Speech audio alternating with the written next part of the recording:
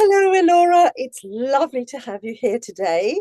And welcome to everybody else who's watching us. It's a very special interview with Elora Canne. Is that how I pronounce your name? Correct, Angelina, and thank you so much. It's wonderful to be chatting with you as well today. Oh, brilliant. I just love it when people can join us and they can tell us all about their writerly journey. I think that's so wonderful because normally we just read the books. We don't get to know the authors, behind the words. And I think that's so important. Yeah, So, absolutely. before I start peppering you with questions, Elora, would you like to tell us just a little bit about yourself, please? Yes, absolutely. And I do agree with you. If readers have a little bit of insight into the author's background, it really does bring more depth to their stories. So thank you for the opportunity to give my background a little bit. You're welcome. I come from a 20 plus year career in childcare. And when I decided I was a bit too tired to be running around after 2 and 3 year olds all day, I retired, took early retirement, and that's when I discovered the writing world, and I really just took off from there. As you can probably hear from my accent, I do hail from South Africa, but I've been living in Australia for just over 20 years now.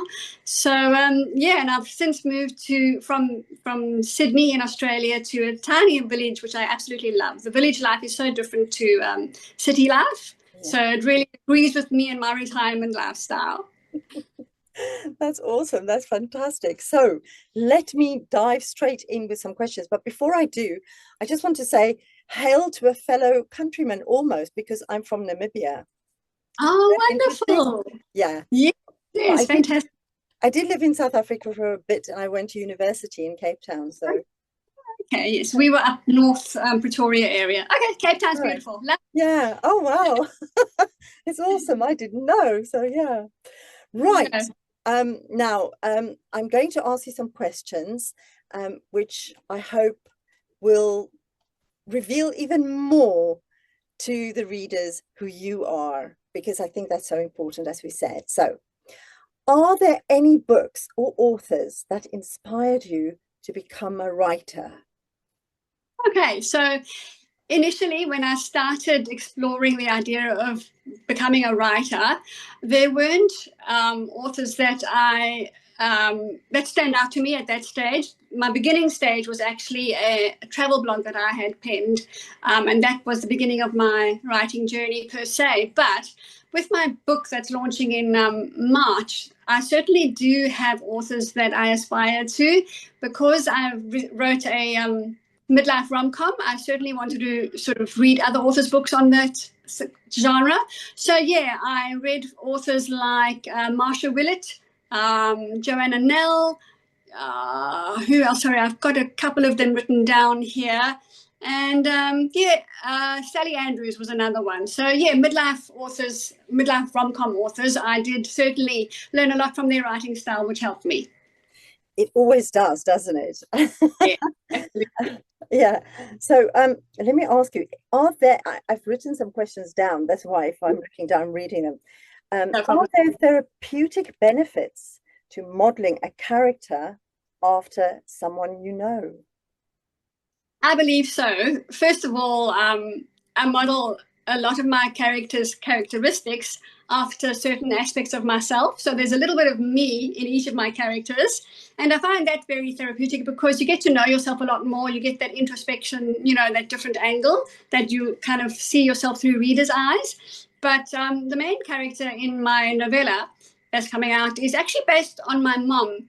And when my early readers first read the manuscript, my mom's in her 80s, so my readers were shocked that the age group I was writing about was 80-year-old. So I toned it back down again to midlife age group.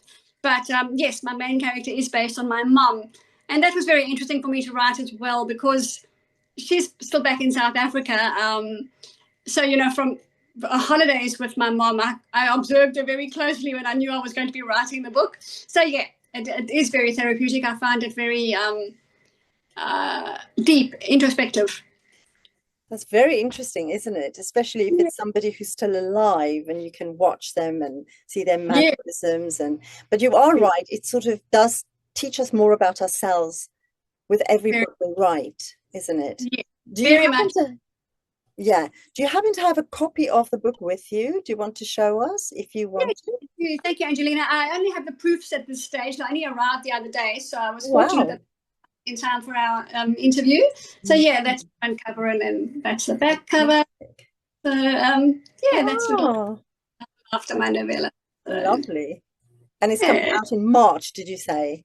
Yes, release date is the 13th of March. Great. Looking forward to it. Thank you. Right. So next question.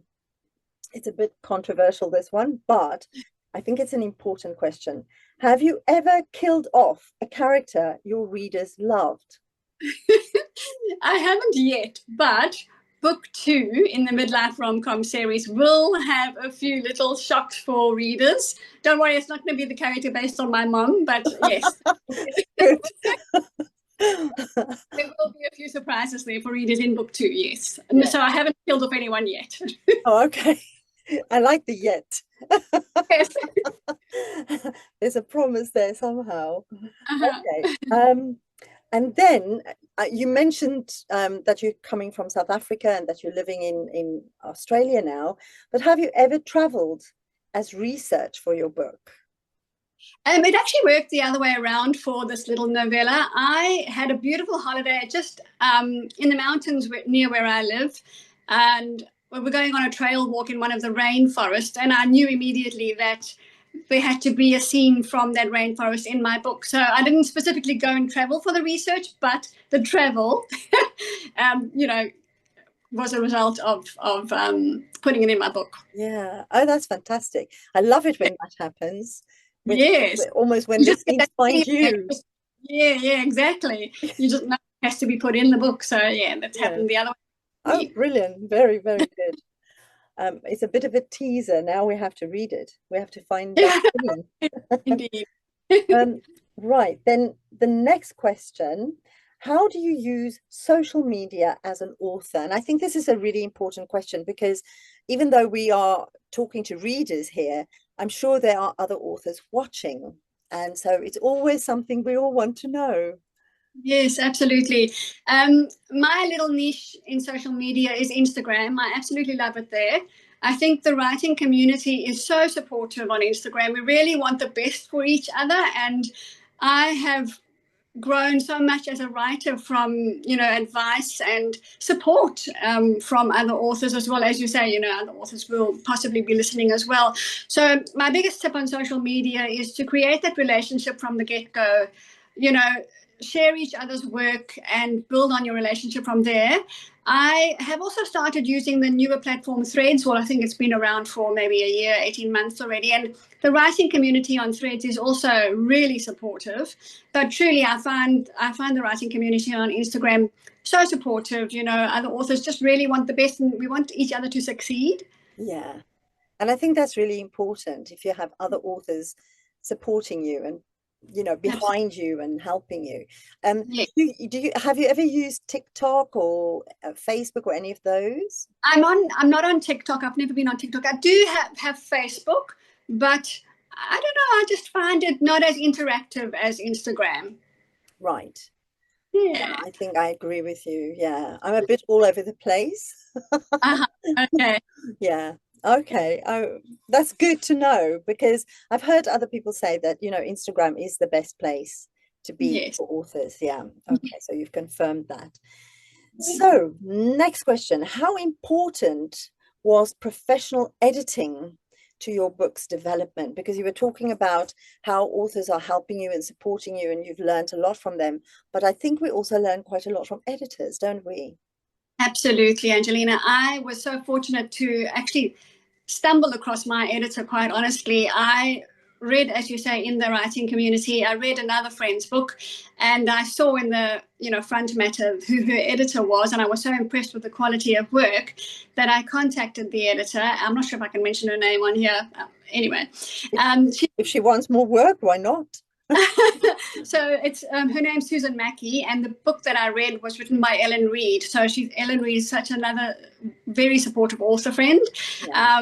They both live up in another state in Australia, in Queensland. I'm in New South Wales. Anyway, I contacted Susan, and lo and behold, she was actually coming to my little village for an author talk. Wow. I mean, I could not believe the serendipity. So I managed to meet her in person, which was amazing. And truly, she has been pivotal in bringing my story to life. I really believe that it's crucial to have a editor that you can trust with your work and your words and your own voice. Yeah, absolutely. I agree with you. Yeah, Ellen is fantastic. She's been on here with us before. So yeah, and I don't know her editor, but I know Yes. that, you know, the books are fantastic. So she must be worth her weight in gold. Very They normally are when you find one, isn't it? When you find Mhm. one that's like really part of you, that understands you, and as you say, that you trust. That's the most Yeah, important thing, really.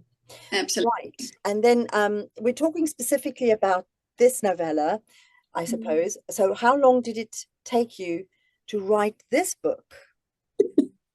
Well, I was actually shocked. When I was preparing for our chat, I looked back on my notes, and I can't believe that my notes are 2 years old for this story. Okay. So from idea to book, it's been 2 years, but I think the writing process has probably been a year. Right. Because I like to handwrite my ideas first Oh, before okay. I start on the laptop. Yeah. So once I'm down to the manuscript, it's a year from idea to book. To book. Takes me. Okay. That's fantastic. And just a quickie, are you with a publisher or are you self-published? Are you No, an independent? yes, I'm self. Yeah. Okay. Yeah. Yeah, because quite a few people are independent now, and I Yeah. love that because the variety of work that you Yeah. can publish as an indie author is just astonishing. Absolutely, and the Yeah. flexibility to have your own authority over your release dates and your Yeah. editing deadlines and all of that kind of thing, and your cover work. It's all your own. Yeah, Yeah, it's fantastic. I love that idea. So that's fantastic. So how long does it normally take you to write a book? You said this one took a year, and yeah.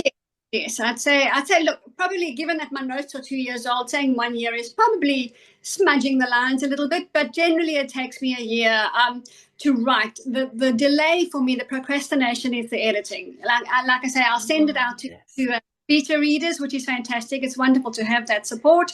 And then I get feedback and I sit on it and I sit on it and I sit on it. And I think that's why this book took me 2 years, because it took me that long to get the editing always takes longer than you can possibly imagine. I know it's such a thing, but it's so important to do, but it does take some time. You want to do it properly, so Yeah, of course. Yeah, because it's your baby, and once it's out there, right? So yeah, I understand completely. So how many books have you written? And this is maybe a little bit unfair, but which one is your favorite? That is a tricky question to answer. I've written 5. I have 4 published and one that's waiting in the wings to go. Yeah. The one that I'm most proud of, oh, sorry, that's the thunder behind us. I'm not sure if you could hear. No. Storm brewing. The one that I'm most proud of from a formatting point of view, from doing all of the difficult formatting myself, is a little affirmations booklet that I printed. I really struggled with that, and I persevered because the affirmations, as I was reading through the affirmations, they were actually driving me on to keep going. So as difficult as it is to choose a favorite, I'd say I'm most proud of my affirmations booklet, but this novella was the most fun to write. I had the best fun writing the novella. Oh, that's awesome. That's fantastic to know. Okay. So would you like to read us a little tiny snippet from it, maybe? Certainly. I'll read one of the funnier excerpts, seeing as it is a rom-com. Okay, Because that's awesome. I kind of try to blend a bit of serious relationship talk with a little bit of humor to give it a bit of a balance, I should say. Right. So one of the parts here is that the main character's out in her garden and a neighbor hears her calling. So he says, I don't know, shall I hold the book in front of me? There we go. I'll do it like that way. Yeah. So this is Meryl in her garden. She shrieked.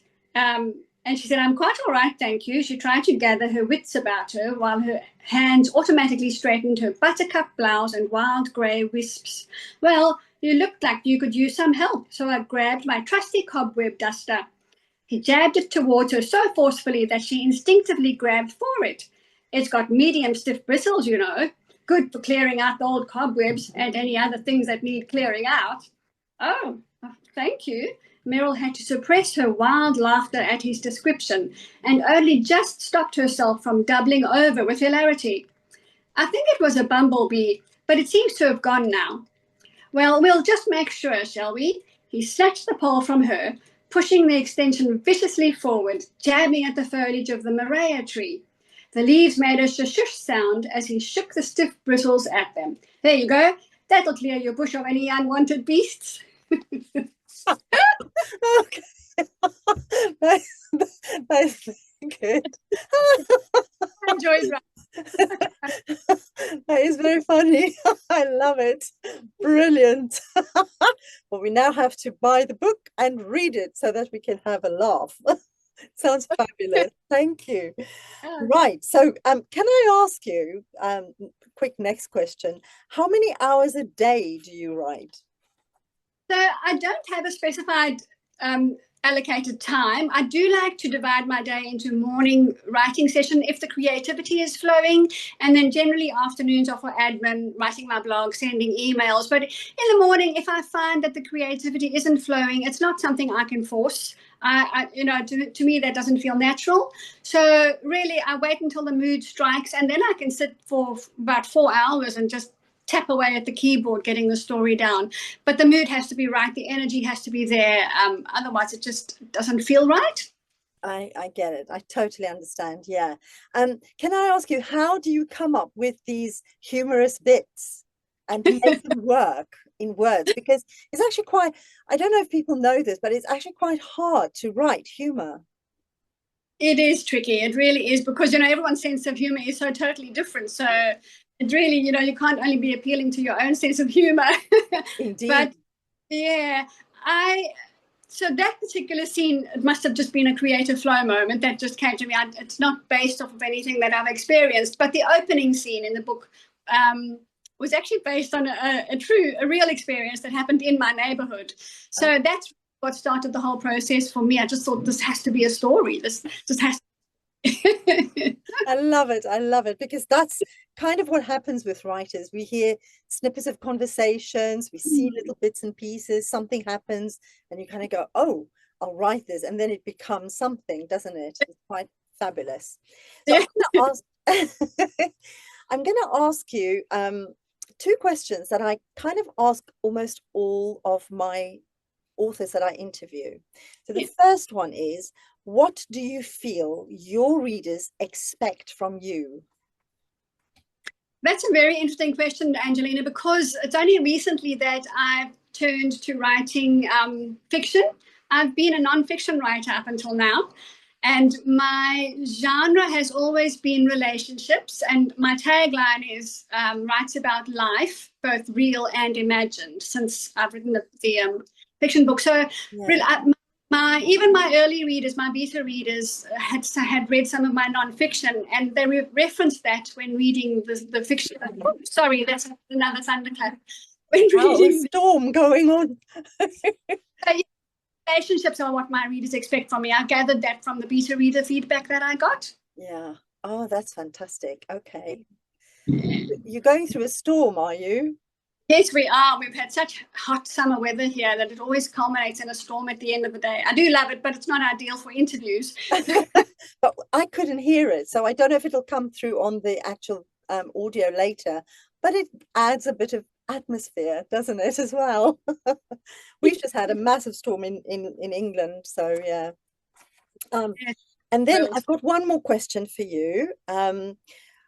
What if your life was a story in a book? What would the title be? The title of my story would be, oh, wow. I would say from frump to goddess. Oh, I love that. I don't know about the frump, but the goddess for sure, darling. For sure. I love it.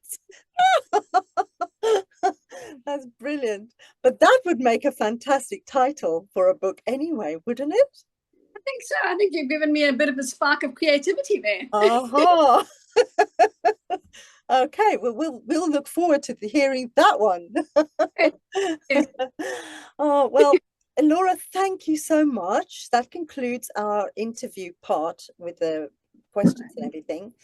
Is there anything else that you would like to tell us about your writing, about your book, about your life, that you feel that's important for people to hear and to relate to and understand about you? Thank you. Yes, I will just add, like I mentioned earlier, I do really enjoy writing about relationships. I personally have been in a long-term marriage forever, for decades, and still in love. My husband and I in love together. But I'm so fascinated with how other couples make a relationship last into longevity and why other relationships don't last, and I have no qualifications in any relationship counseling arena, but I find it fascinating. And so that's why I do. I really like to delve deep into the mechanics of relationships. Right. That's my why. That's why I write. It's fascinating, isn't it? It really is fascinating. Yeah. We all have a thing, don't we, that burns within us, and that's why we write. So that's your why. That's fantastic. So where can people find you? You said Instagram, that's the main thing really where they can find you? Most active on Instagram. It's just. And are you Elora Canne, under Elora Canne? Yes, correct. And same with Threads and Facebook. I do have a small YouTube channel as well. It's called Foodie Fun with Books, because awesome. Reading and food just combine brilliantly together, don't they? They do. I do small snippets of baking and book reviews on my YouTube channel. Foodie Fun with Books, it's called. That's fabulous. Well, we'll put all the links below in the description box. So if people want to find you, they can click there and they can find you there. So, Laura, thank you so much. It was so wonderful and optimistic and fabulous to talk to you, even though you're going through a storm as well. Thank you, Angelina. Love it. It was just so fun. So thank you for spending time with us, for reading from your book, and for sharing your stories with us. So thank you for that. My absolute pleasure, Angelina. Thank you for a lovely chat. You're very welcome. We'll speak soon again. Take care.